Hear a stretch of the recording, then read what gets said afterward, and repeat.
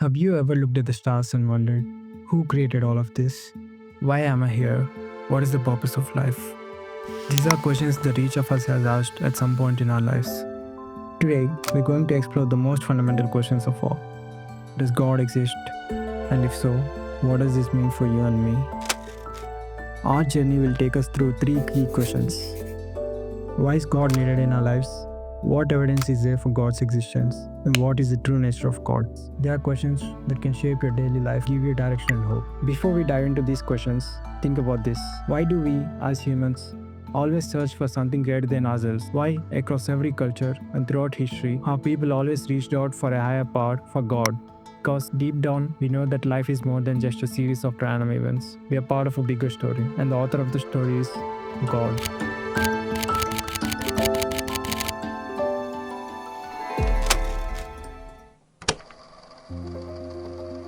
Now let's tackle the big question. Does God exist? Some might argue that belief in God is outdated or unnecessary in a scientific world. But let's explore this from multiple perspectives, including logic, morality, and science itself. One compelling argument for God's existence is a cosmological argument. This argument states that everything that begins to exist has a cause. The universe began to exist, so it must have a cause. And that cause is God.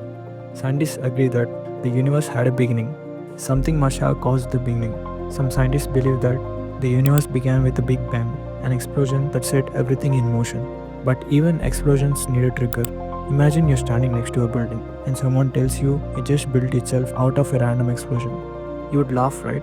Even an explosion needs a cause. Just as every building needs a builder, the universe needs a creator. God is the creator. Think about it.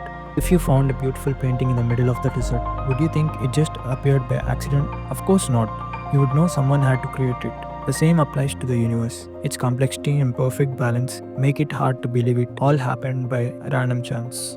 For example, if you saw a tall building, you wouldn't think it just popped out of nowhere. You would know builders designed it and put it together. The intricate details and order in the universe show that it likely has a creator too. This is what the theological argument or the argument from design is all about. It highlights that the beauty and complexity of everything around us point to a wise and powerful designer. Everything in the universe operates with precision. The distance of the earth from the sun, the balance of gravity, the structure of DNA, these things are so finely tuned that even the smallest change would make life impossible. This points to an intelligent designer, God. Think about your smartphone for a second. It's incredibly well designed, right?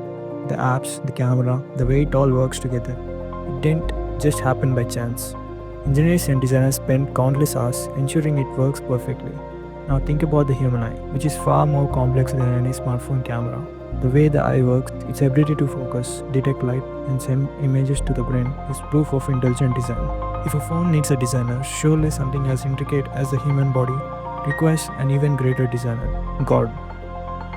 Imagine finding a watch in the forest. You wouldn't think, wow, this must have just formed naturally over time from rocks and dirt. You'd know immediately that someone had designed and built it. In the same way, the universe is far more intricate than any watch. The way everything works together, from the laws of physics to the ecosystem of the earth, points to a watchmaker. The watchmaker is God. The earth is located at just the right distance from the sun. Any closer and we would burn up. Any farther and we would freeze. The atmosphere has a perfect balance of oxygen for us to breathe. The Earth's tilt, the speed of its rotation, and its position in the solar system are all finely tuned for life, just like a thermostat in your house. Everything is set at just the right levels. This precision in design points to an intelligent designer, God. Another powerful argument for God's existence is a moral argument. If objective moral values exist, if we universally know that certain things like murder, theft, or oppression are wrong, where does the knowledge come from? It can't just be a human invention because cultures throughout history, even isolated ones, have shared this moral sense. This points to a moral lawgiver, someone who has instilled this sense of right and wrong in us. And that lawgiver is God. Imagine you walking down the street and see a stranger drop their wallet. Without even thinking, you pick it up and give it back to them. Why? Because deep down, we all know it's the right thing to do.